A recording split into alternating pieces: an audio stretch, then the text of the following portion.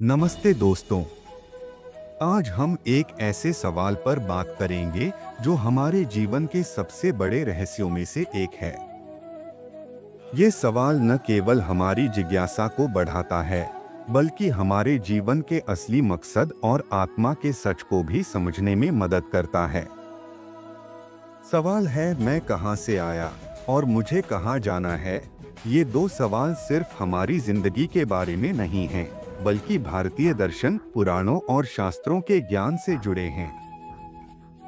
ये हमें सिखाते हैं कि आत्मा क्या है, इसका जन्म कहां से हुआ और इसका अंतिम लक्ष्य क्या है। तो आइए इस रहस्यमय और ज्ञानवर्धक सफर पर चलते हैं और इन सवालों के जवाब भारतीय ज्ञान के प्रकाश में ढूंढते हैं।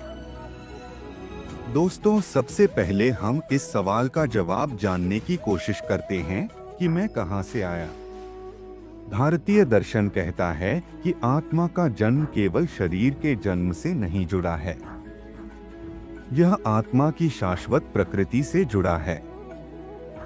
मैं कहां से आया का जवाब भारतीय ग्रंथों, वेदों, उपनिषदों और भगवद गीता जैसे पवित्र ग्रंथों में सृष्टि और ब्रह्मांड के रहस्यों से मिलता है। दोस्तों, वेद भारतीय ज्ञान के प्राचीनतम ग्रंथ हैं। ये सृष्टि की शुरुआत को कविताओं और गहरी बातों के जरिए समझाते हैं। नसादिया सूक्त ऋग्वेद 10.129 उदास माली यह कहता है कि सृष्टि शून्यता, कुछ न होने की अवस्था से बनी। यहाँ तक कि देवता भी सृष्टि की शुरुआत के इस रहस्य को पूरी तरह नहीं समझते। पुरुष सूक्त ऋग्वेद 10.90 उदास स्माइली यह बताता है कि ब्रह्मांड एक दिव्य पुरुष से बना है और यह हर जीव और सृष्टि का हिस्सा है। दोस्तों, उपनिषद वेदों का हिस्सा हैं, जो आत्मा और ब्रह्मा, परम सत्य के रिश्ते को समझाते हैं। एक चांडोग्य उपनिषद 6 फरवरी 2001 उदास स्माइली कहता है, तत्वम असि का मतलब है तुम वही हो। यह बताता है कि हमारी आत्मा ब्रह्मांड के परम सत्य का हिस्सा है। चांडोग्य उपनिषद में उद्दालक अपने पुत्र श्वेतकेतु को सभी प्राणियों की एकता का उपदेश देते हैं।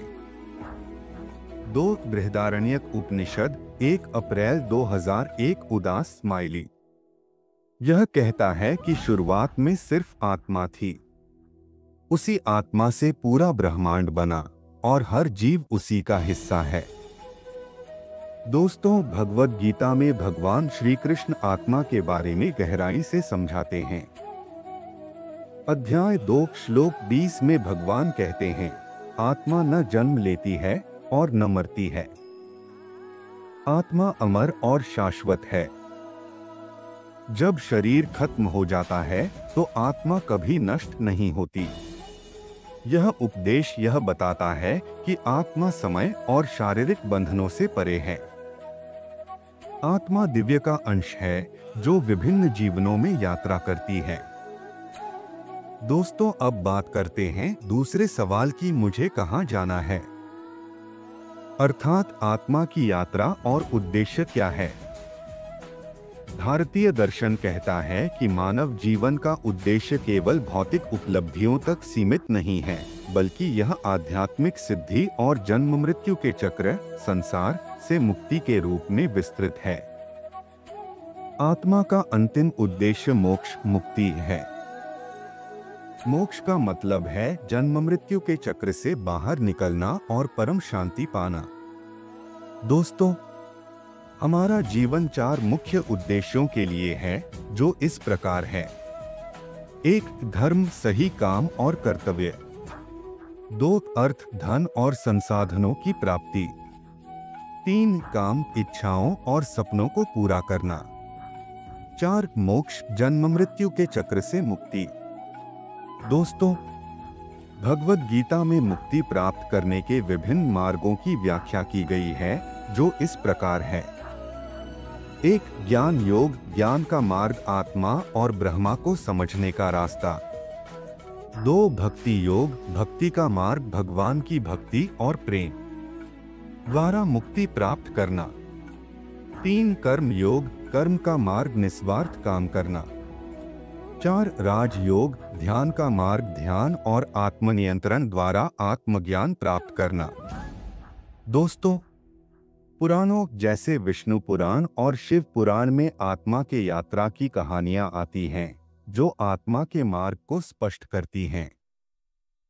भागवत पुराण में राजा भरत की कहानी के अनुसार राजा भरत ने सब कुछ छोड़कर ध्यान में जीवन बिताया, लेकिन एक हिरण के प्रति आसक्ति के कारण अगले जन्म में हिरण बन गए। कठ उपनिषद में नचिकेता और यमराज के बीच संवाद आत्मा की गहराई और मोक्ष की राह को समझाता है।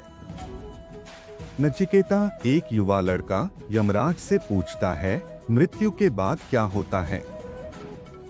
आत्मा का सच क्या है? यमराज उसे आत्मा की अमरता के बारे में बताते हैं। वे कहते हैं कि आत्मा न मरती है और न जन्म लेती है। आत्मा शुद्ध चेतना है जो हर जीव के अंदर है। यमराज यह भी सिखाते हैं कि मोक्ष पाने के लिए आत्मज्ञान और साधना जरूरी है। उन्होंने कहा, सच्चा ज्ञान वही है जो हमें आत्मा और परमात्मा की एकता का एहसास कराए। दोस्तों, भारतीय दर्शन में यह शिक्षा दी जाती है कि व्यक्ति को अपनी भौतिक जिम्मेदारियों, धर्म, अर्थ, काम के साथ आध्यात्मिक वृद्धि, मोक्ष को भी संतुलित करना चाहिए। दोस्तों, आत्मा की शाश्वतता को जानने से मृत्यु और अज्ञान का भय समाप्त होता है।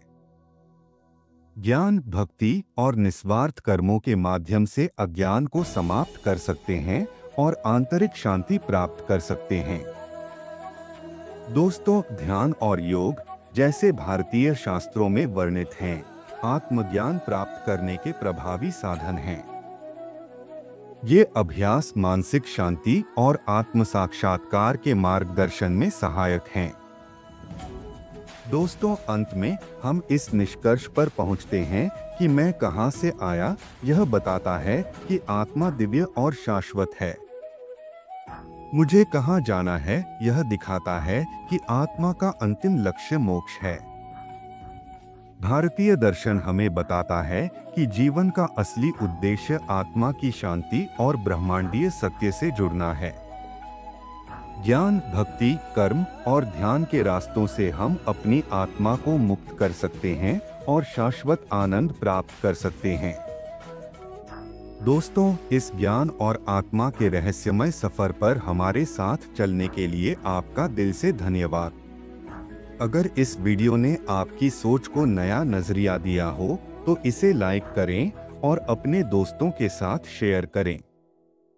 हमें कमेंट करके बताएं कि आपको यह यात्रा कैसी लगी। और हाँ, अगर आपने अभी तक हमारे चैनल को सब्सक्राइब नहीं किया है तो जरूर कर लीजिए ताकि आप हमारे अगले ज्ञानवर्धक वीडियो का हिस्सा बन सकें। धन्यवाद और जय श्री कृष्ण।